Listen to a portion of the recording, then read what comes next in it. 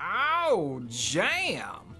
Hello everyone and welcome to this, my Boomsday Project set. I hate the word set review because it makes it sound like I'm gonna tell you what to play, which I'm not, because I don't know what to play. So how would I know what to tell you to play? So instead, what I'm going to be doing is just telling you things you can do with all of these cards and whether or not I think it's worth it. So we'll go with that. Set opinion. Sure, that works. I'm just gonna start in Druid and work my way down, because in the order that they're on the Hearthstone website, which is bizarre to say the least. I think it's in reverse reveal order. So we're looking at the very last Druid card they showed, I think. Yeah. But anyway, so this is the Tending Tauren. 6 mana 3/4 that either gives your minions +1/+1 or gives you 2 Treants. It's like a little scenarios. I think this one... Wait, I have notes. Haha. I think this one could be a finisher, like a top of the curve in like a token style deck, because you're either buffing up your minions or you're getting 2 new minions, which is a thing that the token style deck wants to do. But then it costs 6. But then you're getting 3, 4, 5, 6, 7, 8 worth of stats for 6 mana, which is pretty good, but it's spread across, whatever. Personally, I think it's pretty okay value. And it could go in some kind of token style or a Treant style token style Druid deck, if the Treant thing is a thing. So now we have Floop's Glorious Gloop. Whenever a minion dies this turn, you gain 1 mana crystal this turn. So whenever something dies, you just get mana. So the perfect ideal thing to do is to have a board full of things, and your opponent has, I don't know, like a Lich King, something that you can just slam all your things into and get lots of mana. It could be used in some sort of combo. Of course, everyone thinks of Malygos when you say combo, where you have things on the board, you play this, you run them all into your thing, you get enough mana to drop a Malygos, Moonfire. Or you drop Malygos, you play Floop, you run your other 5 things into your opponent's minions, and then you go Moonfire, swipe their face. Sure. I think I would rather use it to get a big dude out cheap myself. Have some smaller dudes play this, run them all into an enemy minion, and drop a 6 or 7 drop on turn 4 or 5. But then you're in Druid, and you could just go like Wild Growth, Nourish, Biology Project, stuff like that, and do that anyways with less setup. So I don't know. It's the sort of thing that I think people are gonna wanna try to break, but I don't think that way. Like I've said many times, my brain does not do the combo thing. It just doesn't. So if something pops up, you'll hear about it, but otherwise this is going to be one of those lame legendaries. We have Dream Petal Florist. Dream Petal Florist is a 7 mana 4/4, so you know it's a winner. But at the end of your turn, reduce the cost of a random minion in your hand by 7. So again, this is a way to make Malygos cost 2, and then play Malygos, and then murderize your opponent.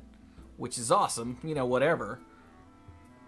But you have to be at a place in the game where you can play Dream Petal.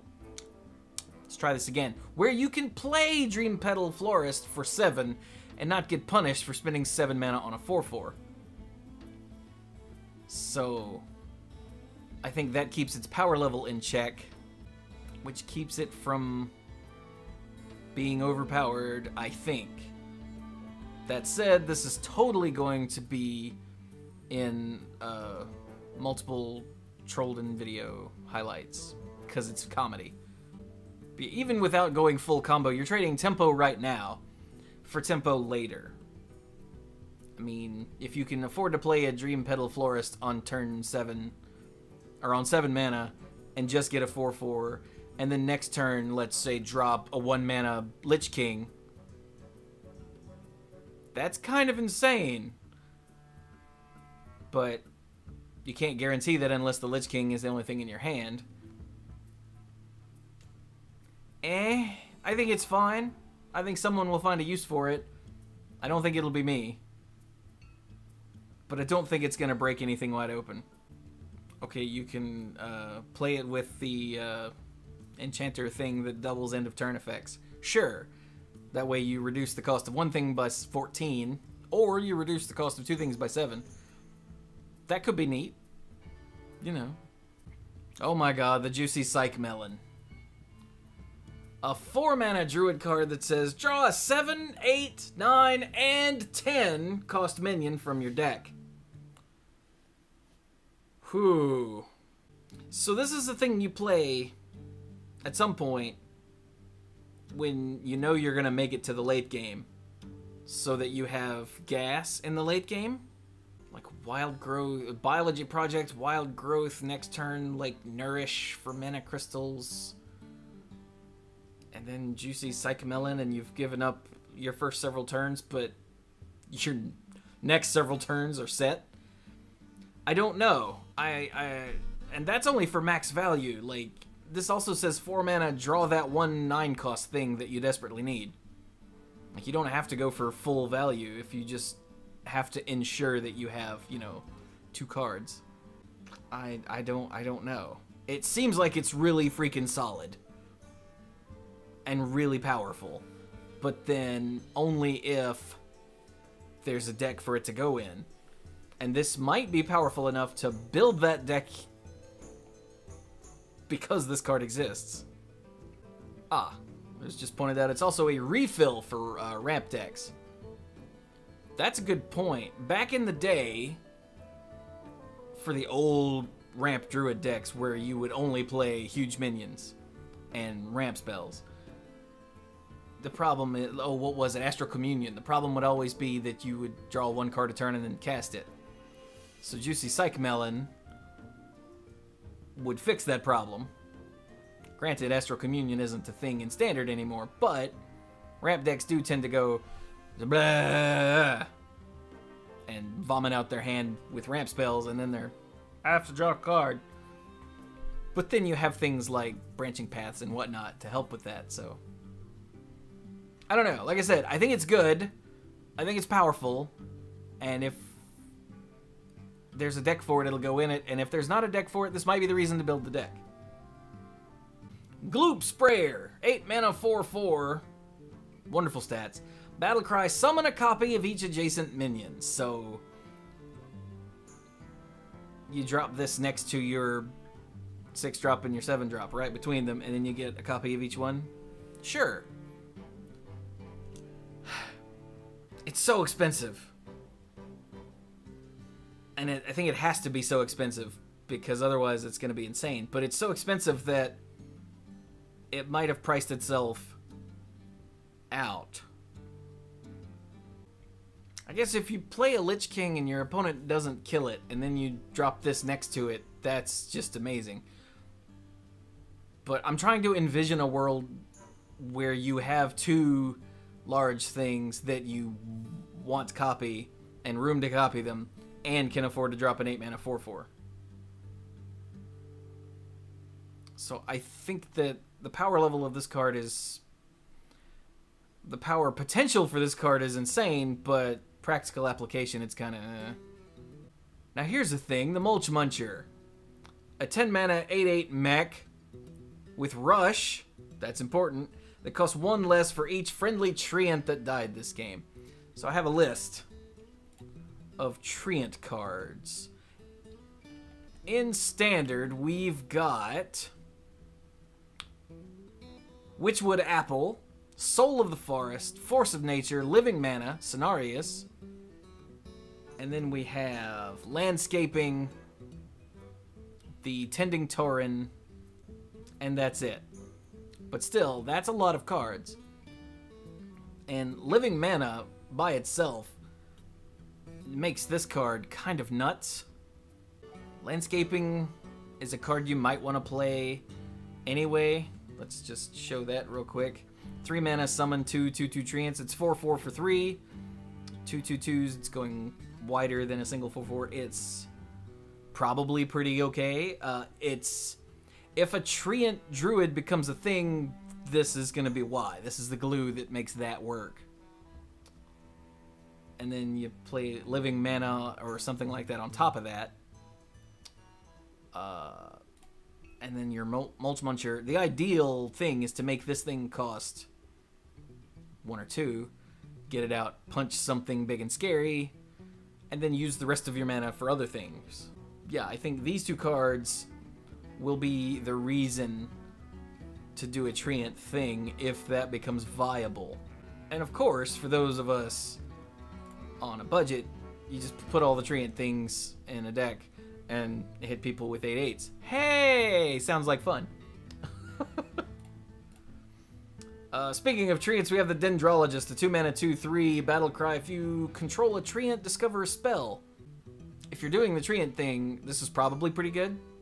If you're not doing the Treant thing hardcore-wise, like if you're just playing landscaping because it's a card, this might be alright on turn 4 if one of your 2/2 survives. I mean, 2 mana 2/3 is pretty good to just throw out for tempo in, like, Arena. But I don't know if this is going to be constructed worthy. But the idea is obviously in a later turn when you have Treants, use a Dendrologist to get a spell. It's not like you have to have a 1 mana Treant to make this work. No, it's not a turn 2 card. But I don't think that's quite powerful enough to be worth taking up a slot in your deck. I don't know. Oh god, Phlebidinous Floop. Phlebidinous Floop is a 4 mana 3/4. While in your hand, this is a 3/4 copy of the last minion you played. This is combolicious at its absolute best. Or worst. So you play your Malagos. You break your Twig. You play Floop. Moonfire, swipe their face. Seems good. And that's just one thing. You could also, next turn, after you play your Lich King, drop another Lich King. It's only a 3/4, but it still gives you a Death Knight card. And that's just 2 little things off the top of my head. Like, I didn't put too much thought into this, because, like I said, it's a combolicious card, and my brain doesn't work that way. So I'm just looking at general things that would work. Could also be something really stupid, like a 3/4 version of something that's small. I don't know what. That's just a thought that occurred to me. I don't know. I'm fairly certain I'm gonna grow to hate this card in Standard, though. Plus, it's Phlebidinous Floop, which is the best name ever. Until we get to neutral cards later. Phlebidinous Floop. Can't wait to hear Frodan fall all over this in coverage. And then we have Biology Project, which I honestly don't understand how they printed this. 1 mana, each player gains 2 mana crystals, but they're not empty mana crystals.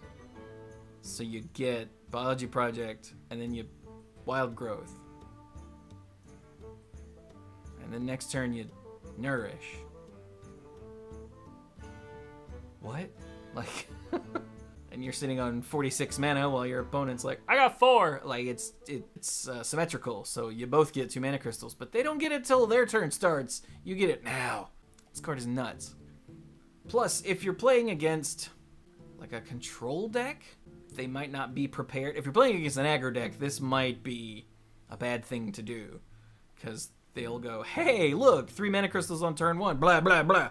But if you're playing against a control deck where they're not going to have much to do with it in the early game, you just get the ramp. Like, the idea is you take more advantage of the ramp than your opponent. And since you put this in your deck and built your deck with it in mind, you probably will. So, yeah. Expect to see this card. Probably a lot. Just saying. So now we're on to Hunter, where we get the Venomizer. Another good name. A 2 mana 2/2 mech. with magnetic and poisonous. Now, I looked up all the mechs that are currently in standard before this comes out. The mechs in standard right now are Alarmobot, Demolisher, Harvest Golem, Nightmare Amalgam, of course, Dragonling Mechanic makes mechs, Meat Wagon, which is potentially pretty neat with magnetic stuff, Unpowered Steambot, also potentially pretty neat with magnetic stuff, and the Clockwork Automaton. So the Venomizer, as a 2/2 for 2 with poisonous and magnetic, means that by itself it's a thing your opponents have to deal with, or else it kills their whatever that they don't want you to kill. Or, if you already have a mech on the board, it's a removal spell for 2 mana. It's also a 2/2 buff, because magnetic, remember, if you play it to the left, it just attaches to the mech. And if you play it to the right, it's its own minion. And remember, you can only magnetic onto other mechs. That's important. If you have, let's go simple, a 1/1 mech on the board, and your opponent on turn 2 plays a 2/3, you can go, boom, Venomizer, magnetic to it, hit it, lives to fight another day. Later in the game, if your opponent plays a big thing and is like, ha, can't get through, bam, kill it, because magnetic and poisonous. I'm not saying this card is super powerful or anything, but it's a good answer to large minions in Hunter that doesn't have that many answers to large minions. Sure, you can Hunter's Mark it, but Hunter's Mark by itself doesn't do anything by itself. This does! I like it. Then we have Goblin Prank.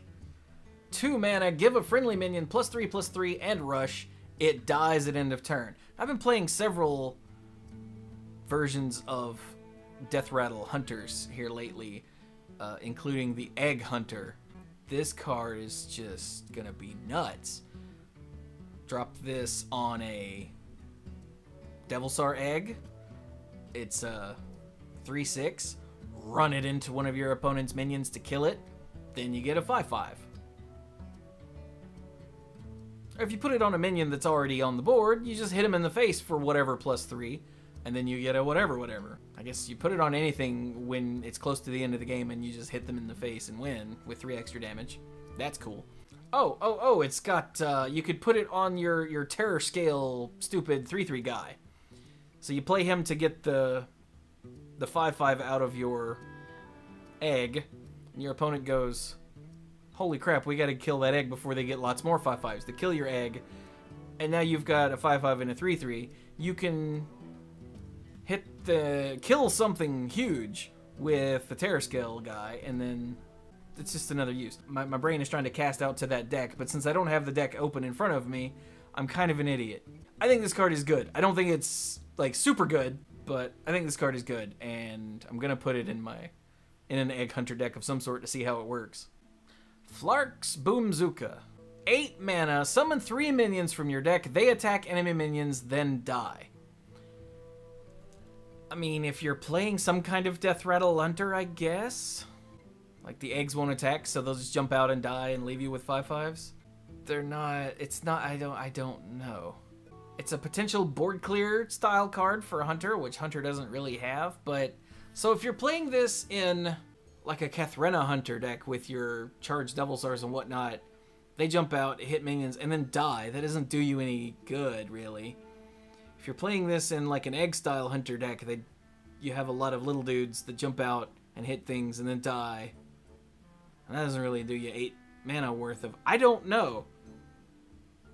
I don't know. Since the minions die, and it's Hunter, so it's not like you've got the Priest Spellstone or something.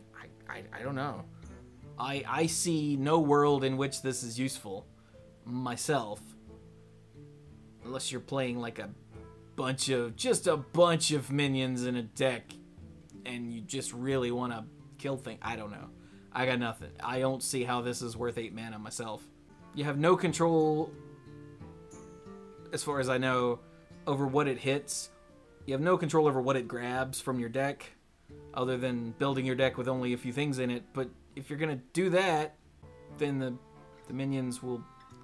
But then they'll die. So I got nothing, man. I got nothing. Oh, wait. I did come up with one thing. You can Dire Frenzy something to shuffle copies in and then play Flark's Boomzooka. Yay. Grab those 3 high mains out of the deck.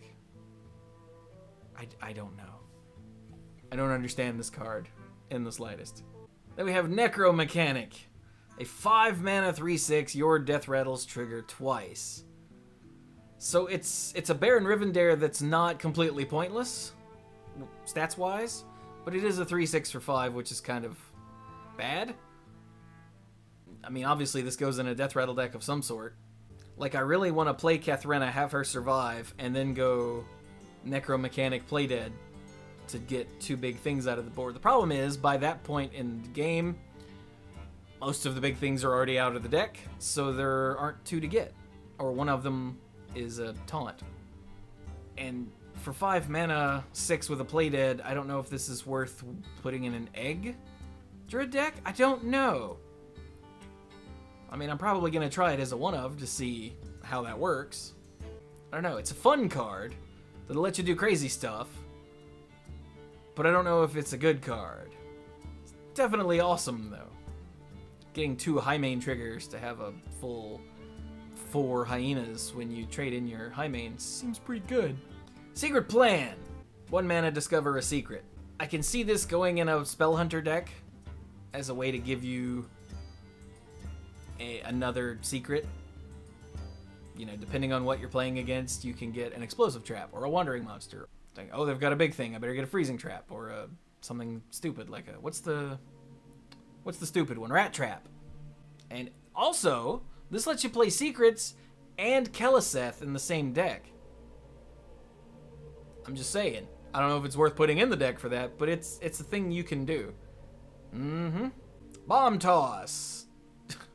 Bomb Toss. It's 2 mana, deal 2 damage, and you get a 0/2 Goblin Bomb. This is a Goblin Bomb. This is an actual card in the set. I didn't know that. I thought it was like a boom bot. It just came from other cards, but no, it's an actual card. So it's a 0/2 mech that deals 2 damage to the enemy hero. Okay, we'll be seeing a lot of this, so burn that into your mind. That's a Goblin Bomb. It's a 1 mana 0/2 mech that's a leper gnome. Okay? Okay. So, Bomb Toss deals 2 damage and gets you a Goblin Bomb. And look, you can even see it in the art. Isn't that adorable? So it's 2 damage for 2 mana, which isn't good at all. But it gives you a mech, which could be important. And it gives you 2 guaranteed face damage, which could be important. Because no one's going to blow a silence on a Goblin Bomb, right? Surely not. I'm probably going to try to build a Goblin Bomb deck because there are so many cards that care about Goblin Bombs in the set, just to see how it works. And I'm almost certain you'll see some of these cards in some sort of Trolled and Highlight deck. Maybe not this one, but you'll see it in a highlight video. So speaking of things that love Goblin Bombs, we've got the Fireworks tech. A 2 mana 2/1 Battle Cry. Give a friendly mech +1/+1.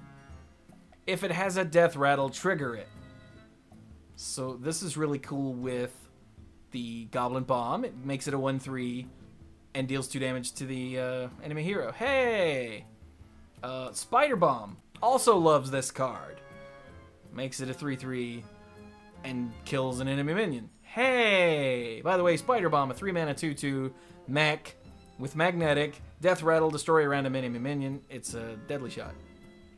I like this card a lot, especially on Goblin Bombs. Suddenly your Goblin Bomb is a 2/4 that kills an enemy minion when it dies. Nice. I just like this card in general.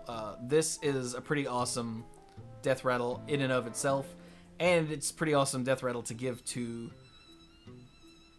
something else. But the Fireworks tech, fairly straightforward. It could be, if there's a mech death rattle deck, a Goblin Bomb deck essentially, then it's probably pretty good. Boom Master Flark. 7 mana 5/5 Battle Cry, summon 4 Goblin Bombs. 4 Goblin Bombs. That's 8 face damage. And massive board presence. It gives you something to, like, you can drop a Defender of Argus between two of your Goblin Bombs. You can run it with the Necro mechanic for 16 face damage. This is going to be the card that makes the Trollden videos. Straight up. As to whether or not it's good, I got nothing. I have no idea. But it's going to make your opponent not want to place any AoE. I don't know, man. I think he's awesome and fun, and I hope I get one, but I'm not going to craft one, you know? And then we have Cybertech Chip. 2 mana, give your minions Death Rattle, add a random mech to your hand. This is like Primal Talismans and Spirit Echo put together for from Shaman. So it doesn't return the minion to your hand, it just gives you a mech. I think this is going to be an awesome arena card. I have no idea if this will be some kind of like reload for aggro hunter. Maybe. Could be.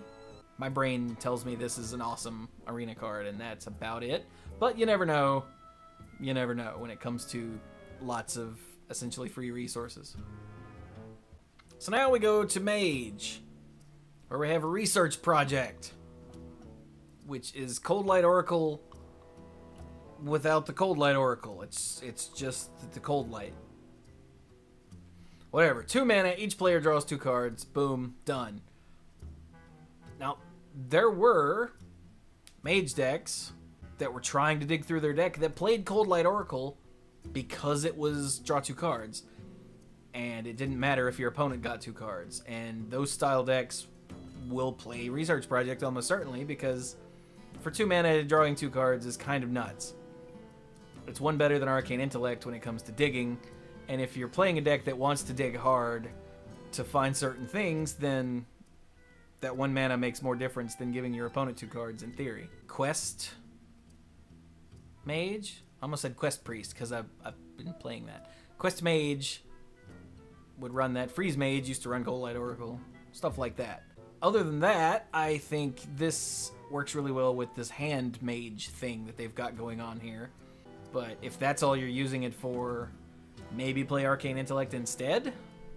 But yeah, I think this will be for Mage decks that desperately want to assemble certain cards. And that's probably it, because in any normal game where you're actually interacting with your opponent, giving your opponent more cards is bad. So like I don't see like Big Spell Mage playing this because it's not a big spell. Ah, idiot. Let me try that again. I don't see like the Elemental Mage, the Giant Mage, playing this necessarily. Although I don't know. Drawing the 2 cards for 2 mana in that deck on turn 2 is but it's got the Book of Specters. So probably not. I don't know. I'm gonna shut up now because I sound like an idiot.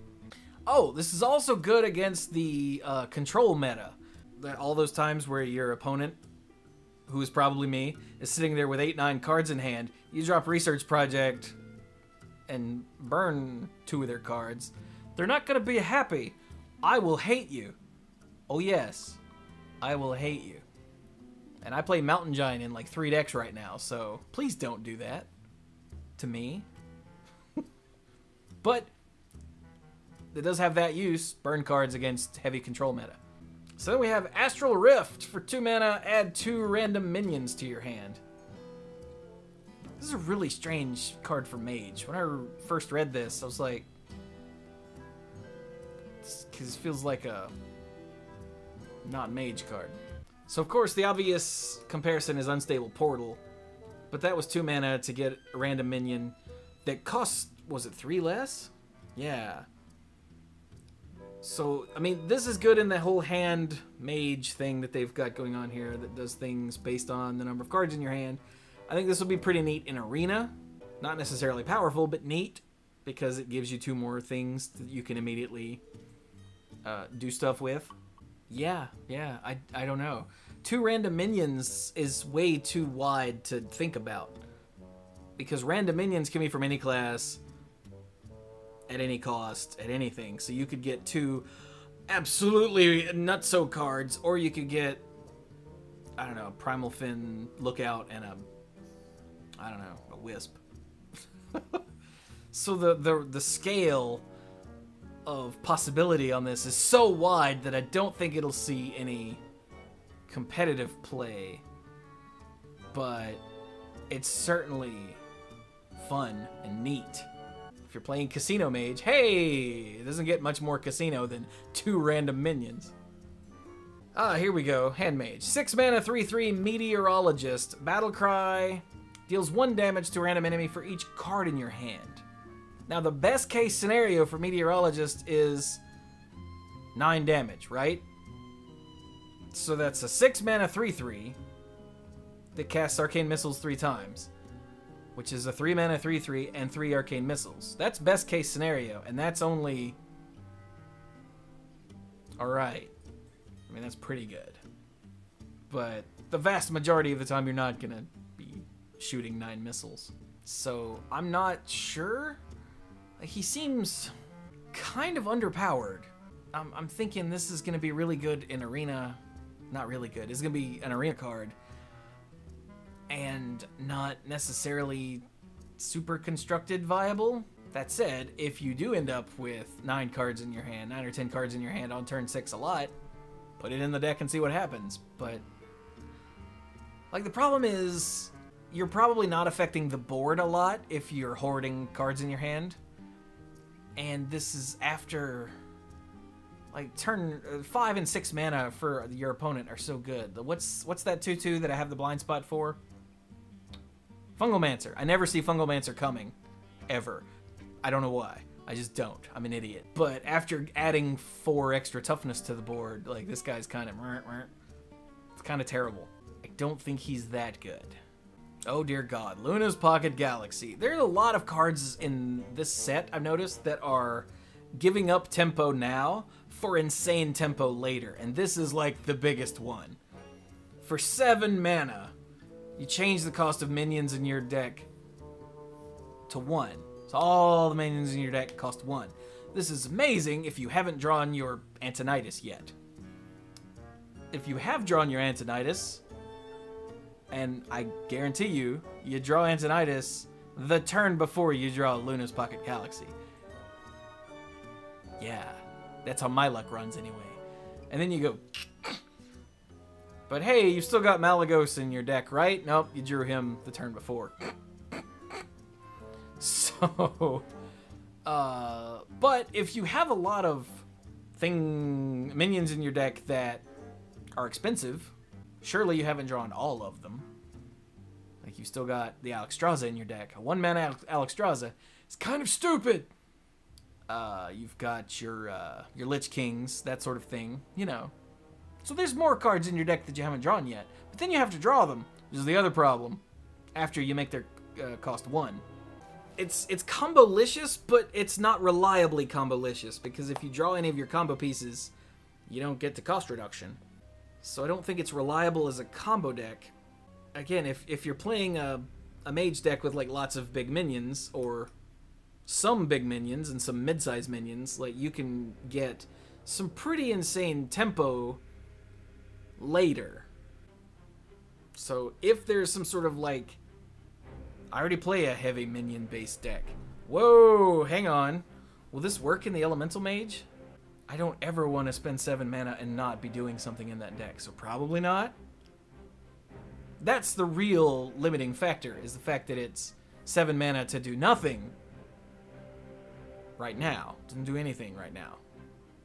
Bugger all. Not a sausage. We'll see if there's a home for it. I mean, I want to get one, but I don't want to craft one, you know what I mean? And then we have Shooting Star. Shooting Star. 1 mana spell, deal 1 damage to a minion and the minions next to it. It's like a mage version of Grievous Bite or Explosive Shot.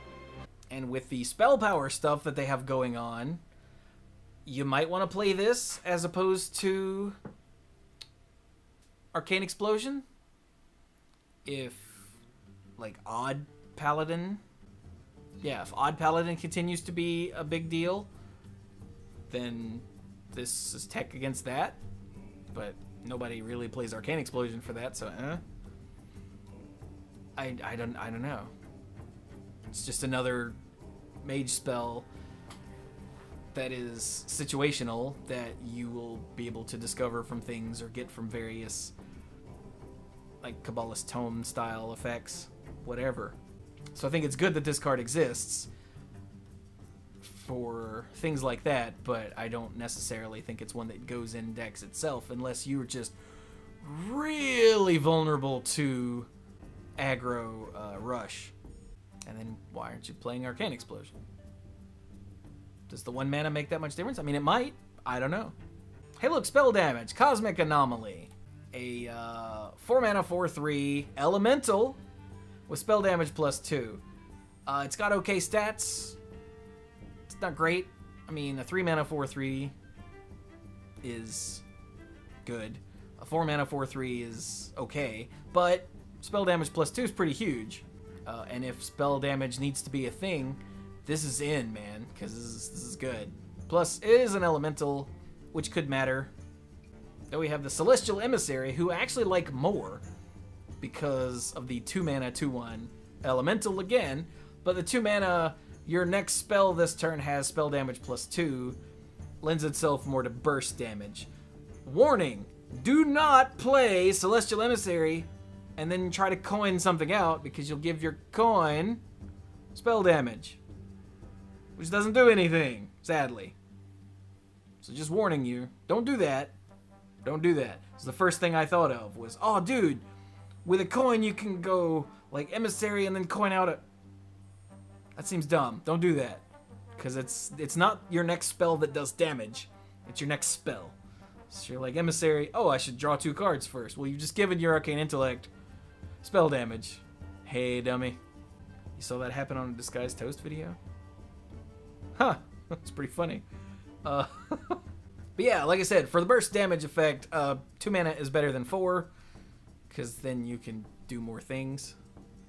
But then, you also don't, you'll only get it for the 1 spell, whereas with Cosmic Anomaly, it's just sitting there and you can go play multiple spells that need spell damage. So it's a toss-up. Whichever one your deck needs is the one you should play, or maybe both, I don't know.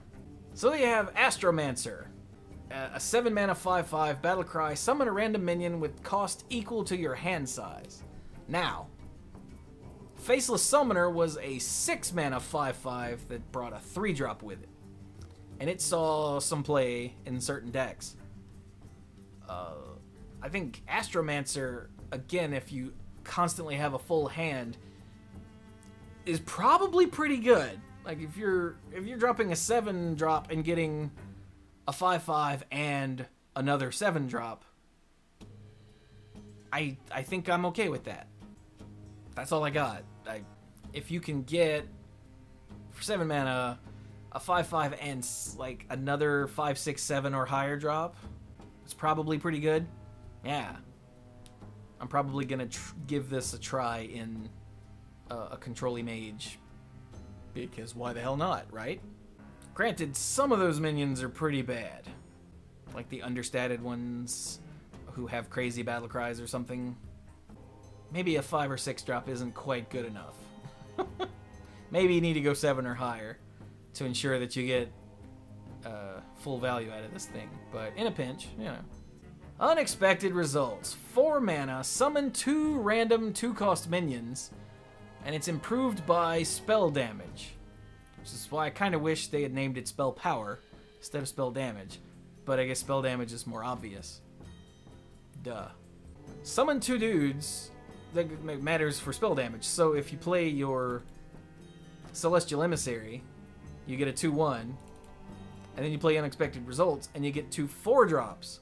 A 2/1 and 2 4-drops for 6 mana isn't bad. If you want to go full silly, then you go Cosmic Anomaly to get a 4/3, the Celestial Emissary to get a 2/1 when you're at 10 mana, and then you play Unexpected Results to get 2 6-drops. And a 4/3, a 2/1, and 2 6-drops for 10 mana isn't great, but it's funny. Also, you play with Malagos for maximum comedy, because that's hilarious. Other than that, I have no idea. But anyway, yeah, unexpected results. I think it's a fun card. I think it's an awesome card. I don't think it's very good, but I think it's hilarious. And I love it. I love that this is a card. It makes me happy. Also, you don't have to go full ridiculous. Like I said, you can just Celestial Emissary and Unexpected Results and have a ready-made board. Like I said, a 2/1 and 2/4 drops is fine. Like, it doesn't have to be completely massively OP. And then we have Stargazer Luna, who just loves all of the hand size things that we have going on here. And if you can sculpt your hand properly, you can have insane Luna turns. But also, since she only costs 3 mana, 3 mana 2/4, I can totally see just playing her and then playing 2 cards from the right to draw cards and get value out of her that way. So after you play the rightmost card in your hand, you draw a card, which means you only get 1 for free. Like, oh, I'll play this, and after that, you're at the mercy of what you draw. But again, if you build your deck right, you could have some sort of, like, Miracle Mage. I know you can't change the order of cards in your hand, but you can cast things to make certain cards be on the right. Which is why, like I said, you can only plan out 1. You play Luna, you play the rightmost card in your hand, then you draw a card, and now it's the rightmost card in your hand, and now you have to play that to draw another card, or else that's it. But still, 3 mana 2/4 isn't bad, but it's also almost a soft taunt. Like, your opponent's gonna want to kill this, so you can't draw cards. So there's another thing, and against aggro decks, you play this, and they're gonna probably kill it. Probably. So yeah, I think she's really neat, and she's potentially very powerful. I don't know what that ceiling is, you know? So now we're into Paladin. So first up we have Glowstone Technician, a 6 mana 3/4.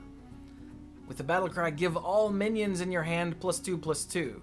That's really powerful, but it costs 6. Like Kibler, I'm sure, will do something with this because he loved him some hand buff Paladin. But like, this is another of those give up tempo now to get tempo later cards that this set is full of. And if you can afford to spend 6 mana on a 3/4 for a turn and not die, then yeah, this will pay off wonderfully. Especially if you've done something like had a Dry Gulch Jailer die and you've just got 3 1 mana 1/1 sitting in your hand. Well, now they're 1 mana 3/3s. Which seems pretty good. It's good with things like, what's the little charge dude with lifesteal? Chillblade Champion. He's really good with that. He's good with, Argent Squire. He's good with, cool music, bruh. Music changing threw me off, so. Glowtron, here we go. This card is nuts. I will grow to hate this card as well. It's a 1 mana 1/3 mech with magnetic. So this is the frame, right? This is where you start with the magnetic Paladin deck. Also, it's a pretty good buff. For 1 mana, add 1/3 to a minion just to make it harder to kill. Sure, sounds good. I like it. I like it a lot. But I think having the 1 mana 1/3 is gonna make Mech Paladin a thing. So then we have the Mechano Egg. A 5 mana 0/5 mech. That's important. Deathrattles, summon an 8/8 Robosar. Boom, there we go. There's the Robosar. Isn't he cute? The answer is yes. He is very cute. I like this card. I think it's an awesome thing to put magnetic things on. I'm really happy this isn't in Hunter, or else that would be kind of insane. But it's so expensive. And I really think that magnetic is gonna make silence come back in a big way. Like, it'll be more common. And this is just screaming silence me. Like, it's an 0/5 for 5. That's a lot different than a 0/3 for 2. But if you can get away with this thing not getting silenced, I think it's kind of insane. But it's gonna get silenced. You can drop this on it and make it a 1/8. A 1/8 that dies into an 8/8 is pretty good, but they're not gonna let you do that, right?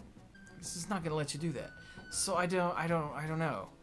I wish it would work, because an 8/8 Robosaur is freaking awesome. Like, it's a dinosaur and a robot.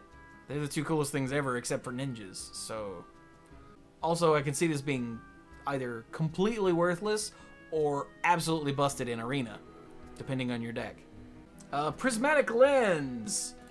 4 mana, draw a minion and a spell from your deck, swap their costs. So this has 2 settings. Completely insane or totally dildos. My brain doesn't, I keep saying this, my brain doesn't work in weird combo ways. So I don't know, but like a Kangor's Endless Army that costs 3 mana is terrifying to me. And like a Sunkeeper Tarim that costs 1 is terrifying to me. And those are both things you can do with this. So if you build the deck properly and there's enough reason to do it, like you could totally make super large minions really cheap, or you can make super big spells really cheap, but I don't know if there's any reason to do that in Paladin. But if there is, this is your go-to right here. So it's over there for you guys. It's over here for me. So that's looking at card. That's looking at chat. In case you've been wondering why I keep looking off screen and away from the card, it's because that's where the card is.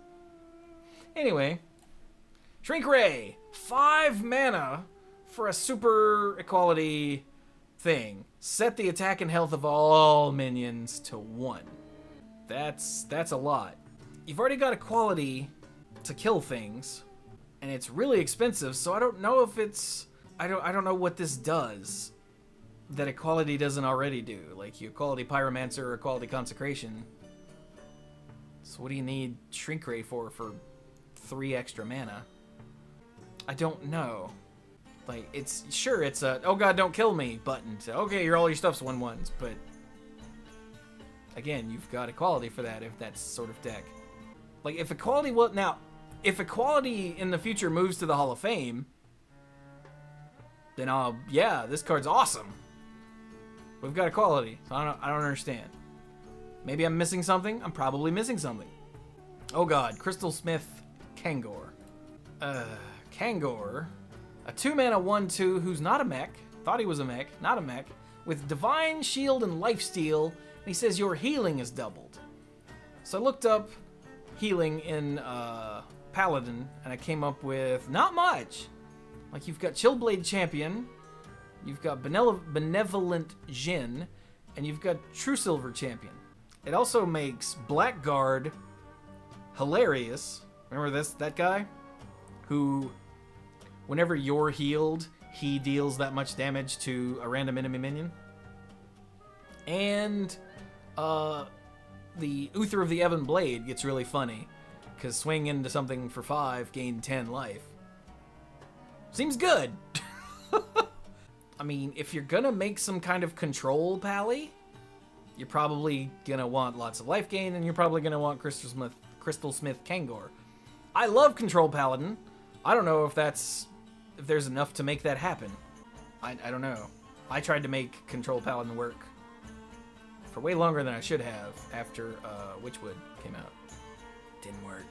But if if Control Paladin never becomes a thing, then this is almost certainly going to be an inclusion for a big burst heal, which a Control Paladin just is going to need. Then we have Christology. I like this card because I hope that Divine Favor, that's the one, gets moved to the freaking Hall of Fame. I really hope it does. And if so, they're going to need more things like this that replace it. And 2 mana to draw 2 minions from your deck is pretty good. Plus, this is even, not odd, so it's not overpowered. Thank goodness. If this cost 1, Odd Paladin's good enough. Just stop. Just stop. But yeah, it's a good way to draw 2 more little dudes for your deck. Auto Defense Matrix, 1 mana secret. When one of your minions is attacked, give it Divine Shield. I don't know. Seems alright. Paladin secrets tend to disrupt your enemy's plan. Like, Noble Sacrifices. Well, I'll trade this into that, and then, nope. Oh. And then this is the same way. Well, I'll trade this into that. Nope. It lives. You gotta hit it with something else. Ha ha ha ha ha. Like, Avenge was good for that, too. Aha, I'll kill this and then kill that. Nope, that got bigger. Ha ha ha ha.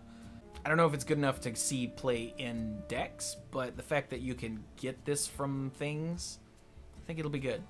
Oh god, Kangor's Endless Army. 7 mana, resurrect 3 friendly mechs. They keep any magnetic upgrades. So this is going to be why you play mech Paladin. And rather than going wide and just lots of mechs, you can like use magnetic to sculpt a good mech. And then kill it. And then that's fine, you sculpt another one. Like that mech that's a 5 mana +5/+5. A 5 mana 5/5 with magnetic, rather. I think is going to be the sort of thing that makes Kangor's Endless Army work. Again, if silences become big again, well, that'll be a problem, because that is going to hamper this. But if you can Voltron up, and not even hugely Voltron up, but if you can Voltron up, you know, a couple of, well, 3 obviously mid-sized mechs that, and then trade them into your opponent's stuff, and then go Kangor's Endless Army, then that's good. That's really good. So I'm pretty sure this is gonna be a deck, and I'm pretty sure that it's gonna make me sad. Like, of course he's gonna get back the and it's gonna be bad for me. And then we have a Noyo module, the other reason to play Mech Paladin. A 4 mana 2/4. Magnetic Divine Shield Taunt. It's 2 Annoyatrons stuck together. Annoyatron was 1 mana 1/2 Divine Shield Taunt. 2/4, 4 mana, and magnetic. So you can take 2 Annoyatrons and then stick them to something else. And 2/4 and Taunt and Divine Shield on anything is nutso. This guy suddenly becomes, what'd I say, 2/4? Suddenly becomes a 3/7 with Divine Shield. No one's ever getting through that. Ever. Unless they have poisonous or removal spell. So yeah, I think this is pretty good. Anything that you have to punch through twice, and it's got 4 health. Yeah, I think this is just really good. And I'm gonna hate it, yeah. But if Control Paladin is a thing, then I'll be playing this and giggling. Like a lot. So I guess I'll hate it when it's on the other side of the board. There we go. Got there.